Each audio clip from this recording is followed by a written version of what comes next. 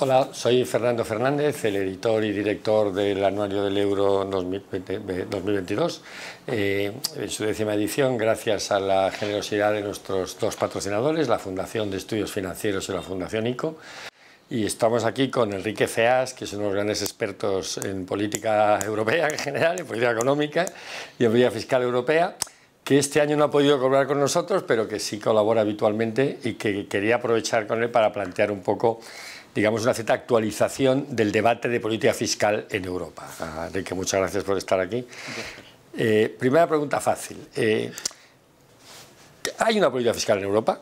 ¿O ha habido una política fiscal en Europa? No la ha habido realmente, pero hay intentos cada vez más serios de hacer política fiscal. Lo que ha habido es la constatación, o todo el mundo tiene la constatación de que hace falta reglas, pero ha habido reglas fundamentalmente que no se han cumplido.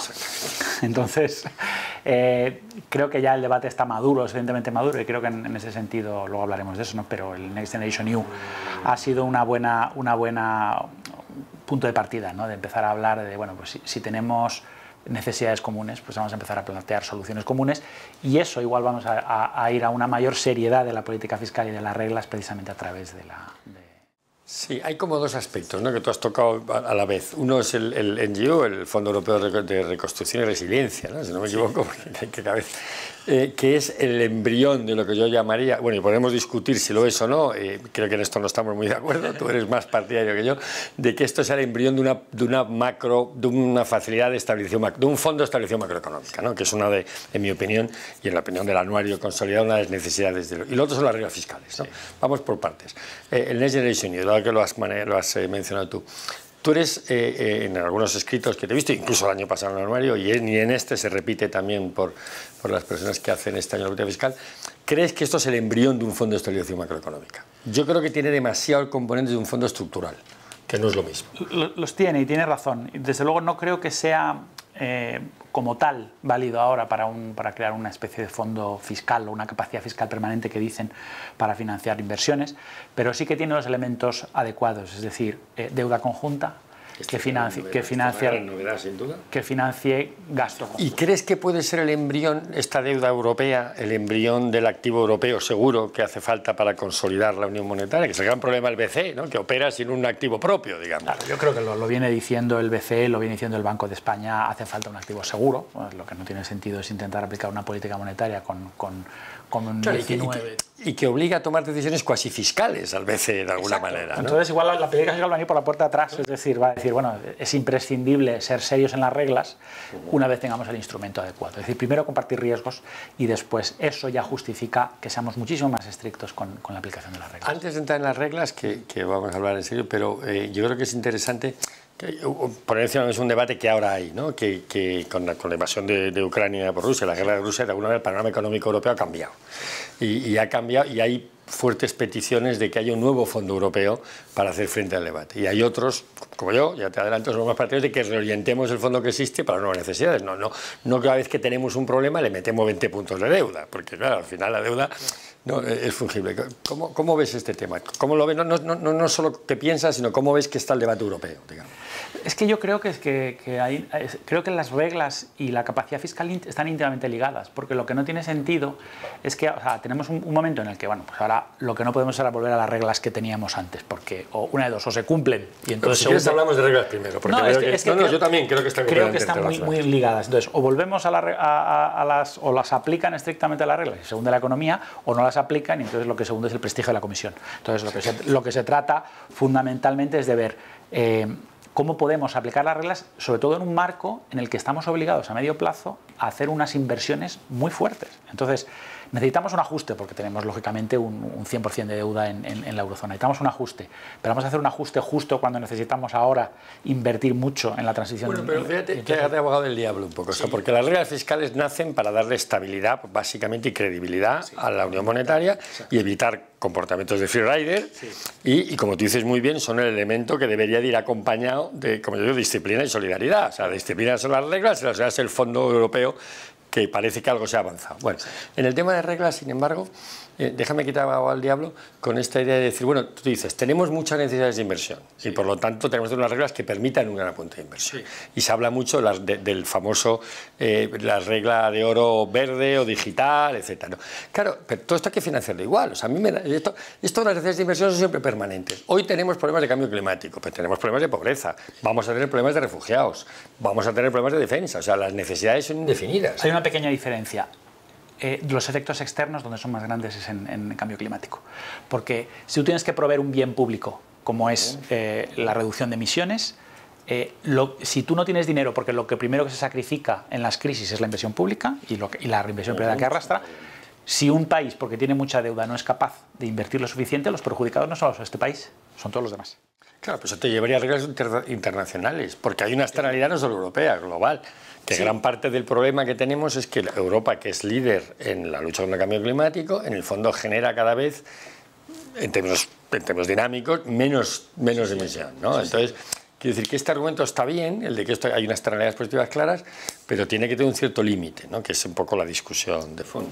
Bien, pero bueno, eso ya entraremos en el debate hasta qué punto debe liderar o no debe liderar la Unión Europea, pero lo que sí que está claro es que los únicos que podemos coordinar nuestra política fiscal de forma seria somos nosotros. Entonces, ¿tú serías partidario de una regla de oro, digamos, de un golden rule verde o no? Porque esta es la pregunta. No estoy de acuerdo con una regla, por un motivo muy sencillo, porque una regla de oro verde mantiene la misma deuda que existe, es decir, a los mercados le dan igual que tu deuda haya financiado proyectos verdes que proyectos marrones. Bueno, o es sostenible tu deuda, no lo es. Exacto. Entonces lo que tienes que tener es deuda europea financiando bienes públicos europeos. Bueno, pero esa deuda europea sería una deuda verde o no necesariamente verde, porque yo lo que financiaría proyectos verdes, es decir, pero no necesariamente. No, pueden ser digitales también. Lo que estamos hablando es financiaría bienes públicos o necesidades estructurales. Un bien público europeo, por ejemplo, ahora con la guerra es claramente los refugiados y va a durar 10 años. Podemos hablarlo. Eso es verdad. Se puede discutir. Lo que está claro es que todos aquellos que se consideren bienes públicos europeos deben ser financiados con deuda común. Y esa deuda común, o sea, el acceso a esos fondos, es lo que te permite simultanear al mismo tiempo la senda de ajuste hacia el equilibrio fiscal sin sacrificar todas las inversiones que se necesitan. Pero entonces, en el fondo, tú eres mucho más para tener un fondo estructural que un fondo de estabilización macro, porque esto no te va a permitir la capacidad de estabilización. O sea, el problema que tenemos desde la Unión Bancaria, desde la Unión Monetaria, desde lo que tiene el BCE en su política económica, es que hay shocks asimétricos que obligan a políticas distintas, expansivas o contractivas, en distintos países de la Unión. Que además los propios países no pueden hacer, porque cuando te viene una crisis, España es un ejemplo perfecto, no tienes capacidad de expansión porque tu propio tesoro está siendo su credibilidad discutida. Y para eso es para lo que hace falta un fondo de estabilización. Pero las necesidades de un país en necesidad de estabilización no necesariamente son verdes o digitales. Tienes un problema de paro, tiene un problema de insuficiencia de la demanda privada y no necesariamente de cambio climático. Hombre, en un mundo ideal la política fiscal sería conjunta, totalmente conjunta, incluyendo los presupuestos, pero estamos hablando de futuribles o de cosas muy improbables.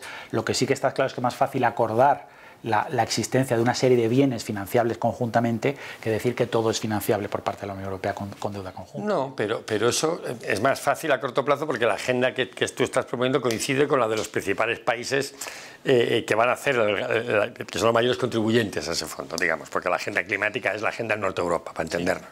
Y en ese sentido nosotros desde el sur, si me permites esta dialéctica norte-sur, le estamos dando el argumento fundamental. Financie esto porque así queramos un fondo europeo, pero no responde para nada a nuestras necesidades de estabilización. O sea, el problema de Italia, el problema de España, y no quiero seguir generalizando, o el de Francia, porque le va a pasar a Francia cualquier día, es que está sujeto a shocks asimétricos que requieren políticas fiscales diferentes en determinados momentos del tiempo y, por lo tanto, políticas europeas. O sea, yo siempre pongo el ejemplo estúpido, ¿no? Cuando en Estados Unidos tienes un problema en Tennessee, pues el gobierno federal invierte. Sí, eso está claro. Y esto es lo que, con esta regla verde de inversión o europea, me da igual, de fondo europeo de verde, no solucionas el problema de estabilización. Sí lo solucionas indirectamente, porque lo que vienes a decir, o sea, primero, te está sirviendo para llegar a hacer un ajuste de equilibrio presupuestario. Pongamos que ya tenemos un cierto ajuste presupuestario que, por otro lado, te va a llevar a tener una serie de buffers, una serie de excedentes. ¿Por qué te soluciona el problema de equilibrio presupuestario? No, porque el ajuste español... No te ayuda a llegar al equilibrio, te ayuda a llegar... Pero no al español, ¿en qué te ayuda? A todos. ¿En qué te ayuda un fondo de cambio climático al equilibrio presupuestario español que tiene un déficit, ponle el número que quieras, 4 o 6%? Porque tú puedes seguir invirtiendo sin necesidad de aumentar tu propia deuda. Entonces tú vas... Pero inviertes en cambio climático.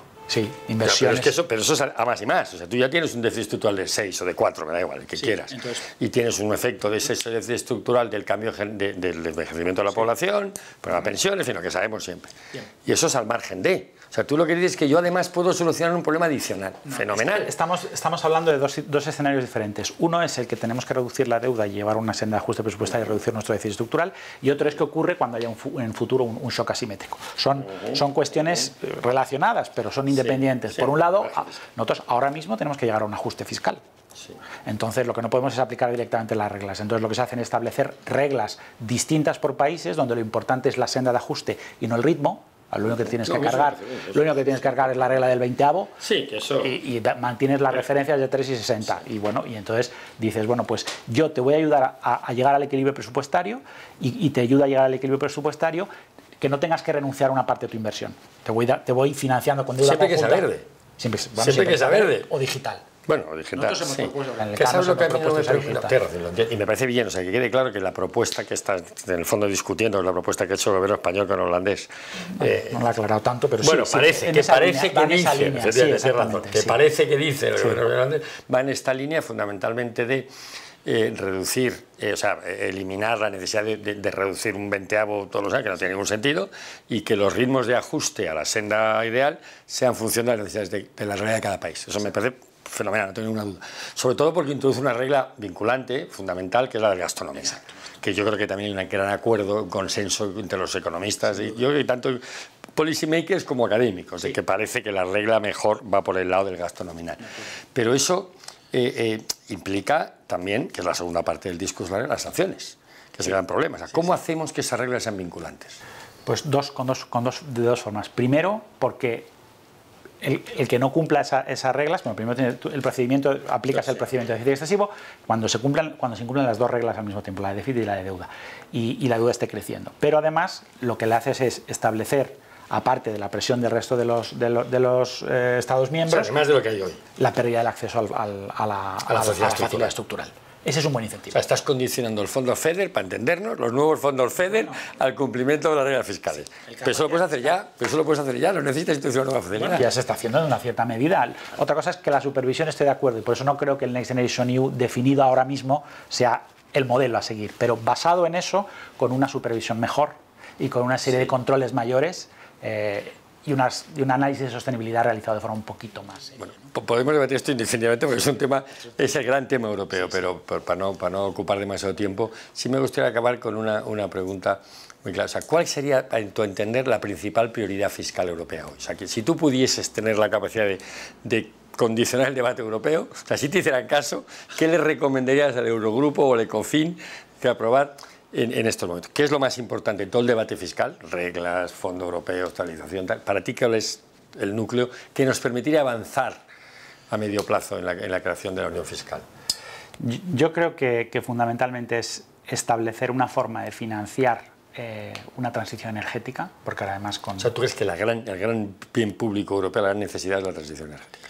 Pues podríamos hablar de defensa, que es otro de las necesidades urgentes que han venido ahora y que igual podían haberse propuesto, pero está relacionado porque no es solo un tema de emisiones, ahora también una cierta autosuficiencia energética pasa a ser una prioridad número uno. Y entonces ahora ya tenemos varios motivos, y no solo las emisiones, para hacernos más independientes de Rusia y para tener un marco energético muchísimo más razonable. Tener la posibilidad de financiar eso sin problemas, sin generar tensiones dentro de la Unión Monetaria, y luego ya endurecemos todo lo que sea necesario, la disciplina para los países. Pues muchas gracias. Con esa idea clara, o sea, que estamos ante la necesidad ha aparecido un nuevo bien público europeo que necesita financiación europea y, por lo tanto, deuda pública europea. Yo creo que además tiene una lectura de política monetaria muy interesante. Vamos a crear, en la medida en que esto es un fondo recurrente, un activo europeo seguro, porque a medio plazo, de hecho, estás haciendo emisiones todos los años o durante un periodo largo. Y es verdad que Europa se hace camino de andar, la famosa bicicleta, no sé si era de Delors o de Monnet o de quien sea, y podremos en ese sentido también dar autonomía a la política monetaria, que yo creo que es la prioridad para construir la unión bancaria. Bueno, pues muchas gracias, Enrique, es un placer. Un placer. Y con esto tenemos el segundo debate del euro cerrado. Gracias. Muchas gracias.